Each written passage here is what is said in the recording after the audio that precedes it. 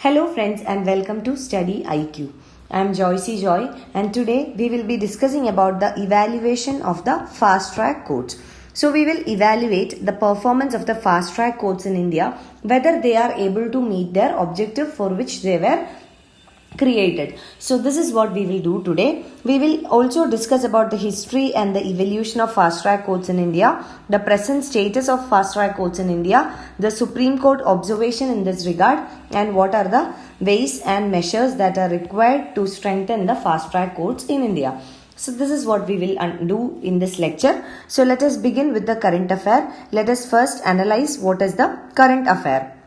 So, in the year 2017, the fast track courts in only 6 states managed to dispose 50% of the cases. So, this is the data that is available. So, until 2017, only 6 states in the country were able to dispose at least 50% of the cases within 1 year. So, fast track court means a court that can dispose of a case on an urgent basis. So, the period would be maximum 1 year. So, if a court is able to adjudicate or able to dispose a case within 1 year, then the purpose of creating fast track courts is met. So, only 6 states were able to manage to dispose at least 50% of the cases within 1 year in the fast track courts. So, this points out to a situation where the efficiency of the fast track courts are not good, and also it points out to the fact that the very purpose of creating the fast track courts have not been met. So in this context, in this backdrop, we need to evaluate the evolution of fast track courts, also the current performance of the fast track courts in India. So that is what we will do in this lecture today. So let us see what is the history of fast track courts in India. How did the fast track courts come up in India? So it was according to the proposal of the 11th Finance Commission that the fast track courts was set up. So the 11th Finance Commission's report, was submitted in the year 2000. So 11th Finance Commission submitted its report in 2000, and the recommendations were for a period of 5 years. So you know that Finance Commission is constituted every 5 years. So the 11th Finance Commission submitted its report in 2000. So the report gave certain recommendations for the next 5 years. That is from 2000 to 2005. So let us see what were the important highlights of the report. According to the report, there was a pendency of about 2 crore cases in the district courts in the country and also the subordinate courts in the country within various states. So it reported a huge pendency of up to 2 crore cases in district courts and subordinate courts in the country. So the Finance Commission recommended a grant of around 500 crore rupees for the creation of additional courts. So Finance Commission recommended that an additional grant of 500 crore should be given to create additional courts, and these additional courts should be created specifically for the purpose of disposing long pending cases. So this was the recommendation of Finance Commission. And it also suggested that this 500 crore rupees, this will enable the states or the state governments to create an additional 1734 new additional courts. So this was the suggestion given by the Finance Commission.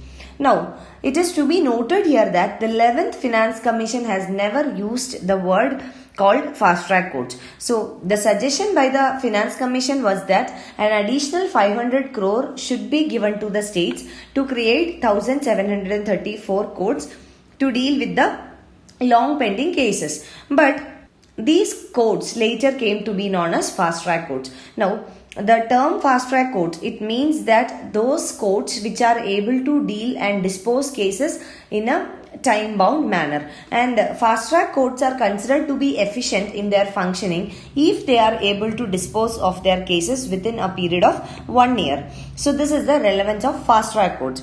Now let us come to the evolution of fast track courts. In the history of fast track courts, we have seen that this was created according to the recommendations of the Finance Commission. Now moving on to the evolution of the fast track courts.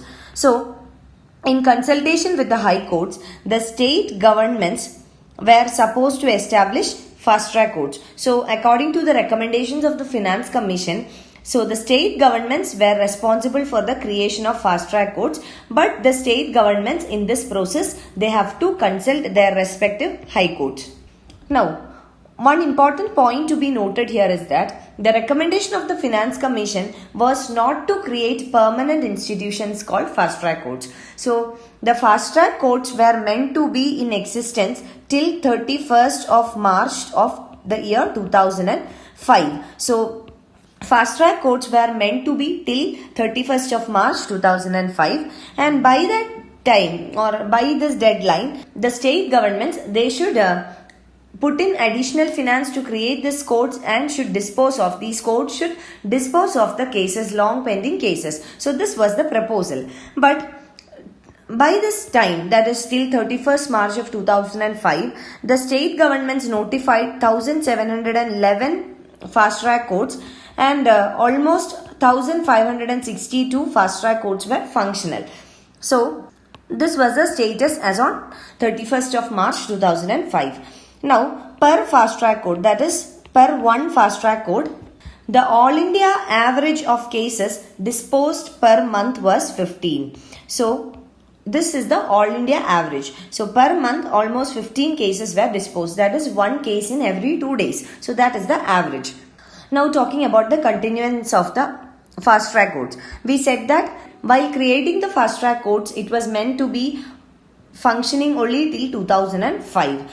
But in a case, the Supreme Court instructed that the fast track courts should not be disbanded, it should be continued. So this was according to the Supreme Court judgment that the fast track courts got continuance. So this was in the case of Brijmohan Lal versus the Union of India. So in this case, the Supreme Court directed that the fast track court should continue to function, and Supreme Court here considered the issue of pendency in the courts. So there was huge pendency in the courts even after the coming up of fast track courts. So considering this, Supreme Court said that fast track courts should be continued. It should not be disposed of. So as per the Supreme Court guidelines, the Union government, it approved 509 crore rupees for the already existing courts, that is 1562. We have seen that even though 1711 fast track courts were notified by the state governments, only 1562 courts were functioning. So the Union government granted 509 crore rupees to the existing fast track courts to continue till March 31st of 2010. So this was a second time frame. So this was till March 2011. This was till March 2010. So again, the deadline was further extended till March 2011. So one more year was granted.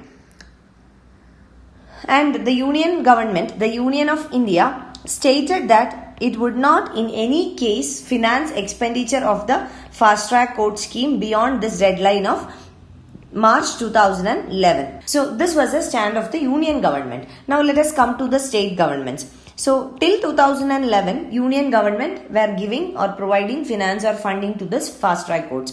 But later what happened? Some of the states, they came up with resolutions that they are going to continue the fast track court scheme, and even certain states are considering to establish the fast track court scheme as a permanent institution, as a permanent feature in their own respective states. So this is regarding the continuance of the fast track courts. Now coming to the complexity of the fast track courts. Now we have seen that the Union government, it has given a deadline as 2011 March 31st. So this is the deadline given by the Union government to provide funds for the fast track courts. Now we have seen that certain states, they have decided to continue with the fast track courts, and some states, they have decided that they will establish this as a permanent feature. So this difference of opinion between Union and certain states, this has created an anomaly in the administration of justice in states and in the entire country as a whole. So what is the conclusion? The complexity here is, or the conclusion is that certain states have decided to carry on the fast track courts as a permanent project. So these states would be using their own funds. But on the other hand, there are certain states, those who have to discontinue the fast track court scheme because they do not have enough funds. So this creates an uneven situation. So because of non-availability of funds, certain states have stopped the scheme. So this is the issue. And now let us see whether the fast track courts, whether they are effective in fulfilling their objective. Now the objective of the fast track court, it is to provide justice or deliver justice within a time bound manner. So within a limited time. It also should deal with long pending cases and also those cases which requires urgent importance or urgent attention. So depending on the urgency also, cases are decided whether it should be diverted to fast track courts or not. Now as we evaluate the effectiveness of the fast track courts in India, we will see that the performance of the fast track courts in India varies among different states. So in different states the performance is different with regard to fast track courts. Now according to the data that is available up till December 31st of 2018, there were about 699 fast track courts. This is because some of the fast track courts were shut down because of lack of finance. So 699 fast track courts are functioning in the country as on 31st December 2018. Now in certain cases, even the fast track court takes more than 5 years. So many cases in the fast track courts are also more than 5 years old. This includes cases against women, cases against children, senior citizens, also differently abled, etc. So these are the vulnerable groups. So even within this grouping, the cases take even more than 5 years within the fast track courts also. So this shows how ineffective or how inefficient are the fast track courts. So the purpose or the objective of the fast track court is to dispose of the case as early as possible within 1 year. So if a fast track court is able to dispose of a case within 1 year, then it is considered to be effective. Now let us come to the state-wise performance of the fast track courts. Out of the cases disposed in 2017, certain states like Jammu and Kashmir, now it is divided into 2 union territories. I am talking about 2017. So Jammu and Kashmir, Jharkhand, Karnataka, Madhya Pradesh, Rajasthan, Tamil Nadu. These are all some of the states and union territories whose fast track courts have disposed of at least half of the cases within 1 year. So here more than 50% of the cases are disposed within 1 year. That means it is effective or the purpose is met. Now on the other hand, the state of Bihar, out of the total 6,704 cases that are completed or that were filed in the fast track courts in the state of Bihar, almost 2,507, that means 1/3 of the total cases took more than 10 years for disposal, and 1,655 cases it took between 5 to 10 years for the disposal. So this shows that there is a difference between state-wise performance. Certain states are performing better, whereas there are certain states that does not perform better or that does not meet the very purpose of creating the fast track courts. So we cannot generalize the performance of fast track courts in India. Certain states are doing very well, whereas certain states, even though the cases are diverted to the fast track courts, it is taking more than 10 years. And it is also sad to note that certain cases of urgent importance, urgent attention, like where the cases in which women, children, elder people are all involved, so those cases are also taking more than 10 years. So that is very sad to note. Now this is about the performance of fast track courts in India. Now let us discuss a mains model question. Let us see what is the question. The question is, critically evaluate the status of fast track courts in India. Also suggest measures to improve their performance.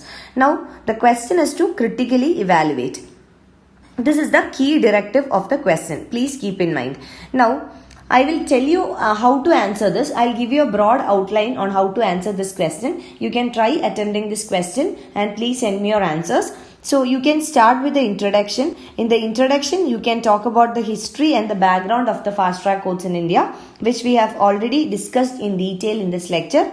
We have seen the involvement of the 11th Finance Commission and how the states were asked to set up fast track courts. So all this we have discussed in detail.